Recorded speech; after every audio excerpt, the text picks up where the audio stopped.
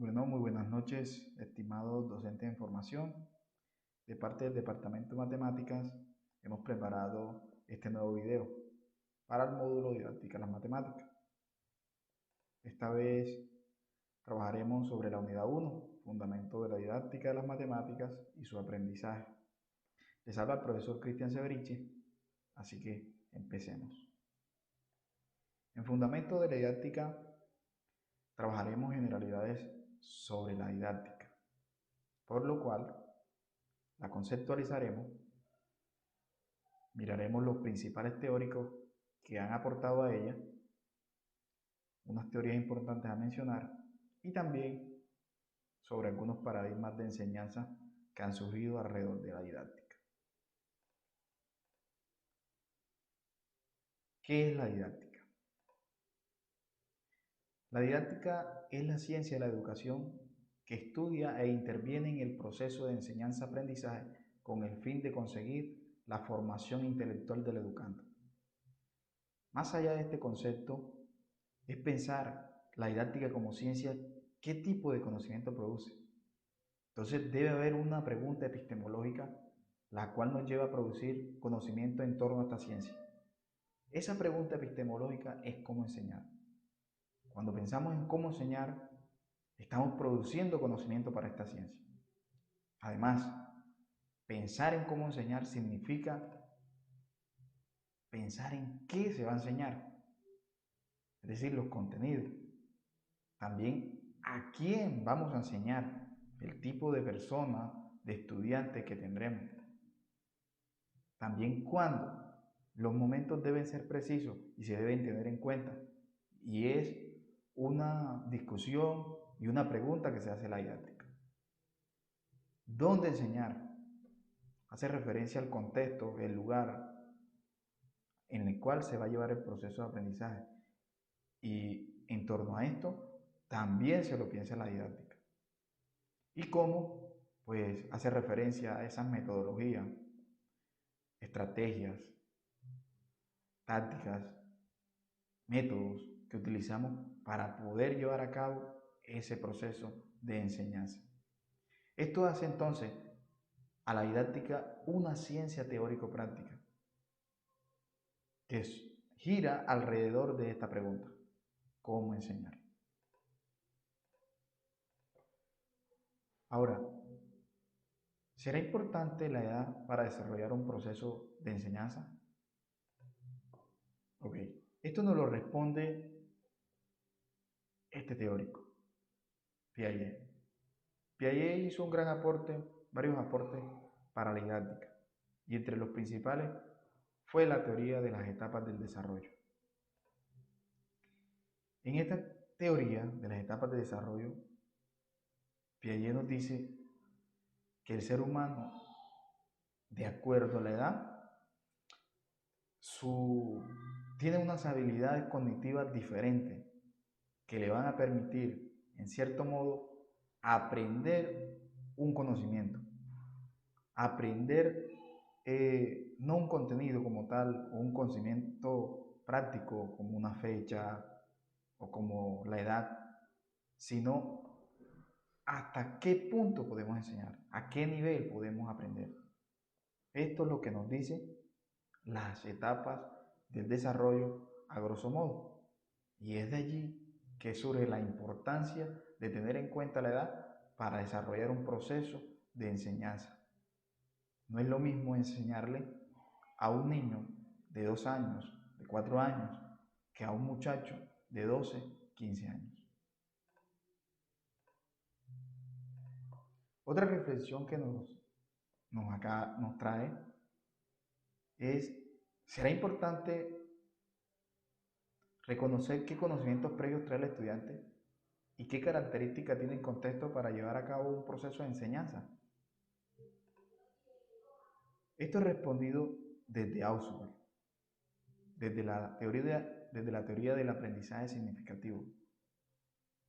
¿Por qué? Para que haya un aprendizaje significativo, este debe cobrar una relevancia para el estudiante. ¿Y qué más de cobrar relevancia que aquello que no es útil para la vida? Y lo que no es útil para la vida es aquello que no es cotidiano, aquello que se nos hace familiar. Y eso está constituido por aquello que ya conocemos, es decir, los conocimientos previos y las condiciones del contexto. Eso hace que el alumno tenga una disponibilidad, un interés. Esto lo sabemos gracias a Ausubel y su teoría del aprendizaje significativo. Además, también son importantes reconocer los saberes previos porque estos son los que nos van a permitir hilar lo que ya sabemos con lo que queremos saber. Esto dicho desde Vygotsky es la zona de desarrollo próximo. Existe una zona en la cual hay que acompañarle al estudiante. Para eso es la labor del docente, ese guía, ese acompañante, que está en la zona de desarrollo próximo, para poder ir a lo que ya sabe, que es capaz de hacerlo por sí mismo, con aquello que todavía no sabe hacer, que viene a hacer lo que quiere aprender, que es el nivel de desarrollo potencial. Esto también lo sabemos hoy en día gracias a Vygotsky y su teoría de la zona del desarrollo próximo. Unas teorías importantes a mencionar es la teoría de la transposición didáctica. La transposición didáctica consiste en adaptar contenidos, ya sea por edad o por nivel, para que estos puedan llegar a ser entendidos y aprendidos por un tipo de estudiante en particular. Miremos un ejemplo. A nivel abstracto, el algoritmo de la división se define de esta manera. Dados los números enteros A y B, con B diferente de 0, existe un número Q y R tales que se cumple A igual a B por Q más R.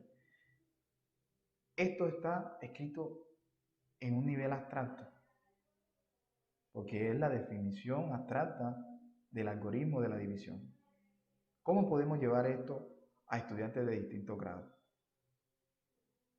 Por ejemplo, si fuera para grado quinto, lo podríamos plantear conforme a esta situación y los siguientes conceptos.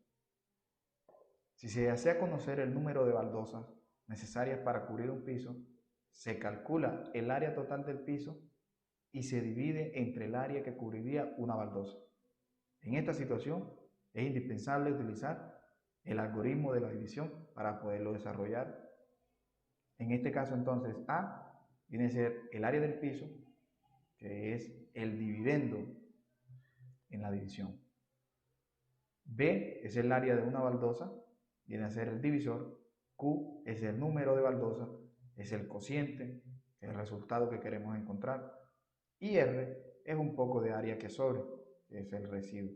En caso de que tal no sobre, es una división exacta. Y si sobra, es una división inexacta. Esto lo podemos llevar a cabo con estudiantes de grado quinto, por su nivel cognitivo que tienen los niños y niñas a esta edad. Pero para grado primero, ¿cómo podemos llevar esa noción de este algoritmo tan abstracto? Bueno, un ejemplo podría ser el siguiente. En una bolsa hay billetes de dos denominaciones, 1 peso y 10 pesos. Con estos billetes realiza el siguiente juego con uno o varios compañeros de clase. Ambos piensen en un número y saquen de la bolsa los billetes que requieran para completar la cantidad representada por dicho número.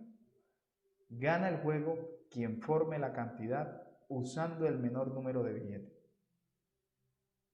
Para poder llevar a cabo esta situación, nuestros estudiantes van a hacerlo de una manera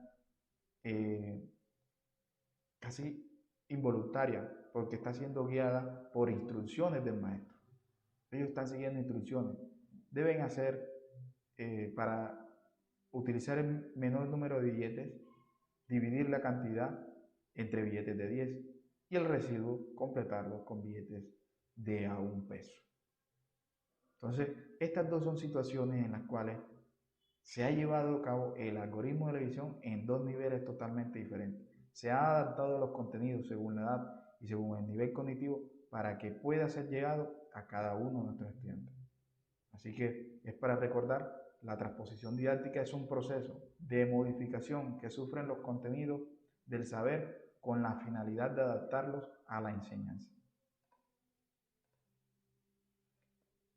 Otra teoría a mencionar muy importante es el contrato didáctico, que son normas sociomatemáticas entre el maestro y estudiante para conocerse, que le permite al estudiante interactuar de una manera con un docente y de otra con otro.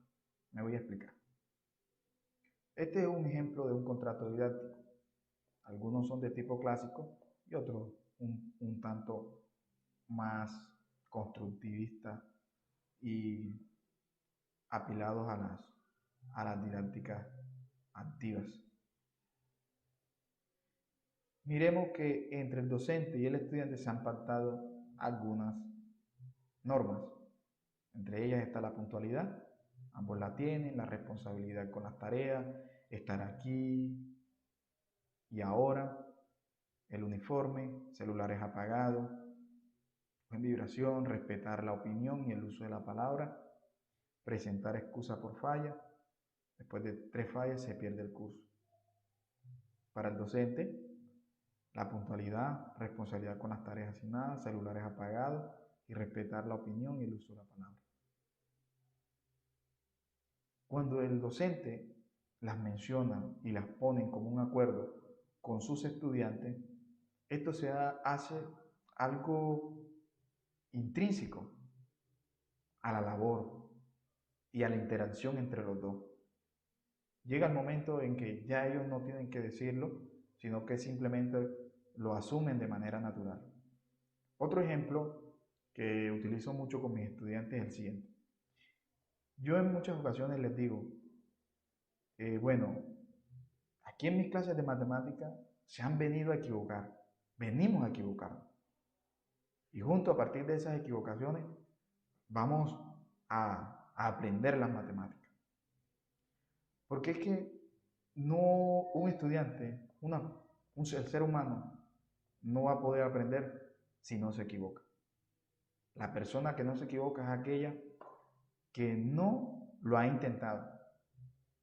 Así que la disposición que he tenido con mis estudiantes al hacer este contrato didáctico con ellos me ha permitido a que participen, haya más participación de parte de mis estudiantes y pierdan ese temor a equivocarse y no aceptar tampoco la burla del otro, sino tomarnos entre todos como el apoyo. Si no sabe el estudiante, pues puede un compañero ayudarle y también en mi función como maestro también puedo ayudarles.